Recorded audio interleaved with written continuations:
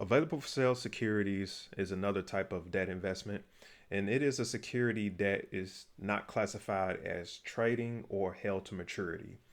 Held to maturities is something that is not really covered too much in this chapter, but it is a type of security that you are planning to hold for longer than a year or the company's operating cycle. So it is going to be classified as a long term asset, but the focus is on available for sale security.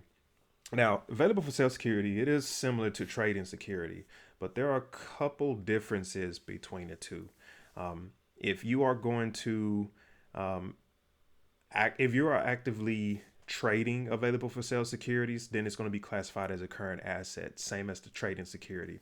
But if you are planning to hold it for longer, hold the securities for longer than a year or the company's operating cycle, then it's going to be longer, or it's going to be classified as a long-term asset instead of a current asset. So that's a difference there. Trading security is going to be a current asset because you're actively trading it, and because you want to you want to continue to turn it over for a profit pretty quickly. Available for sale securities can go either way. So that's one difference.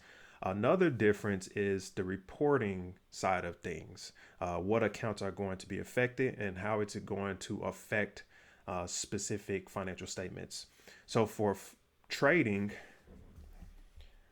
securities, the balance sheet and the income statement is going to be affected. But for available for sale securities, whenever an adjustment that needs to be made from the costs, the difference between the cost and the fair value at the end of the period, the accounts that's going to be affected, they're going to be affecting the balance sheet only. Specifically, an asset is going to be affected and an equity is going to be affected. These two here only affects the balance sheet. So that's another difference there. So,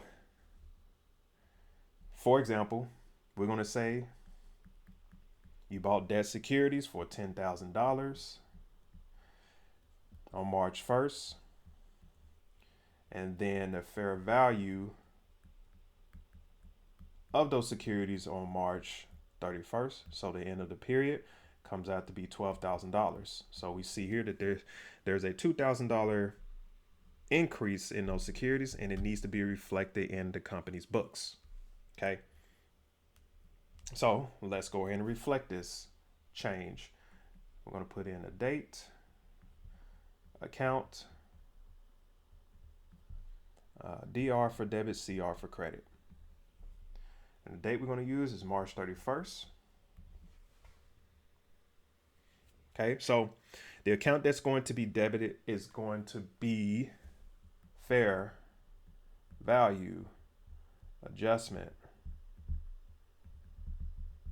dash available for sale.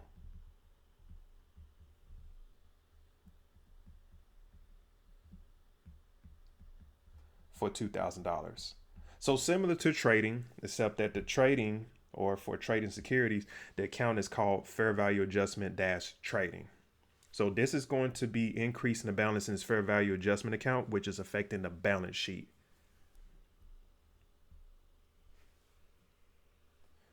Okay, so this is going to be a gain, but since it hasn't been sold and you're just reflecting the updated fair value on this security, this is going to be an unrealized gain, which means that the account that's going to be credited is going to be unrealized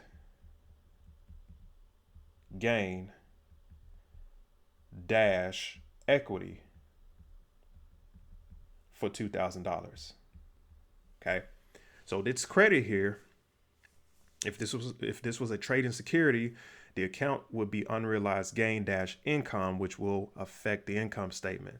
But since this is a available for sale security, the account that's credited is unrealized gain dash equity, which means that this is affecting the equity section, which is only impacting the balance sheet. So these two accounts that are debited and credited are impacting only the balance sheet.